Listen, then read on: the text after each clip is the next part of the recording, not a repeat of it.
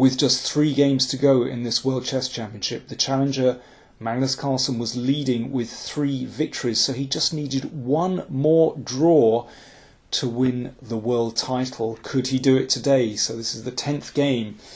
Carlsen had white, and he played a very solid opening, and after 27 moves they reached this position. He played this pawn move at the side of the board, which I really like. Basically it cramps these 2 pawns, prevents any expansion from Anand on this side of the board, and Anand already has a very passive position. You can see Carlsen is exerting pressure on this pawn here.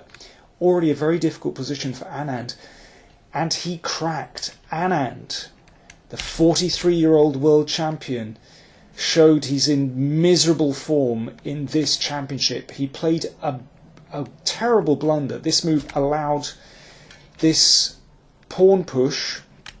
The pawn threatens the knight. The problem is that black cannot take this. The pawn is pinned, and now white simply takes and is a piece up with a winning position. So this knight is attacked. It had to retreat in order to try to defend this pawn. And here, maybe Carlsen was just got too excited. He should have a winning position here. If he'd found, for example, this move, knight here, this is more subtle than just capturing the pawn straight away.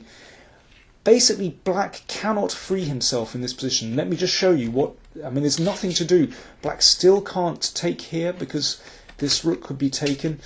And slowly, white just constricts black and builds up the pressure here. Black has really no positive moves in, and white can just build up, should be winning. Instead, Carlsen hacked off that pawn straight away. And, well, he said afterwards he didn't realise that Anand could actually recapture the pawn like this. And now he had to think of something else. Well, he did find a plan. What I found extraordinary this game was that Carlsen showed incredible fighting spirit. He only needed a draw here, and yet he kept pressing for the win. I thought they were just going to agree a draw. It would be some kind of anticlimax. But Carlsen swapped off all the pieces into this knight endgame. But there's no doubt about it. Carlsen still has the advantage because his pawns here are pressing. They're far advanced down the board, and now he threatens to penetrate with his king on this side, and Anand has to rush his king over to prevent that. So Carlsen does this. Anand brings his king over and gets there just in time to shut out the king from coming here, which would be extremely dangerous.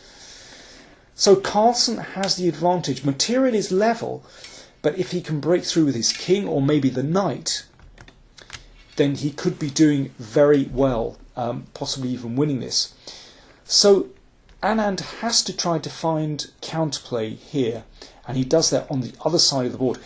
Anand has a pawn majority here, 4 against 3, so somehow he has to try and create a passed pawn here, or try and capture a pawn.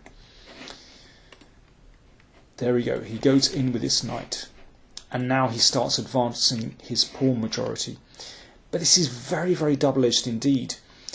Carlsen now thought for a very long time in this position.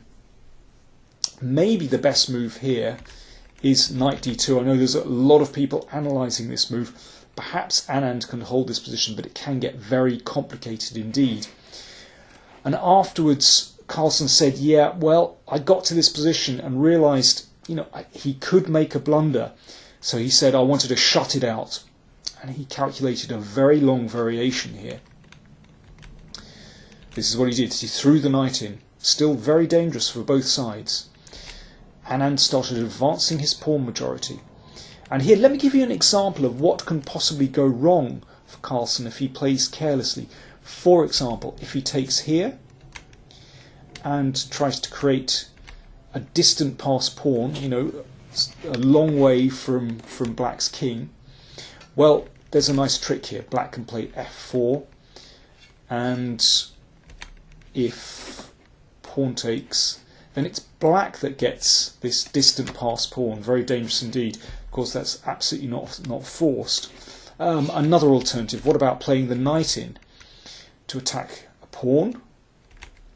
Then the pawn advances. So again, it looks very dangerous here, but in fact, it looks as though black is all right in this position. The point is that black's knight is in time to stop this pawn with this check, and the knight is able to come back to this square to stop the pawn. In fact, black is able to queen his own pawn here and has a decisive attack against the king. You'll see, well, let's just go on.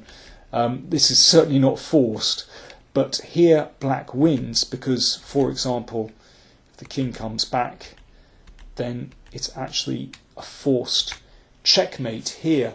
As I said, not forced, absolutely not forced, but an illustration of the kind of dangers that white can run into if he plays carelessly.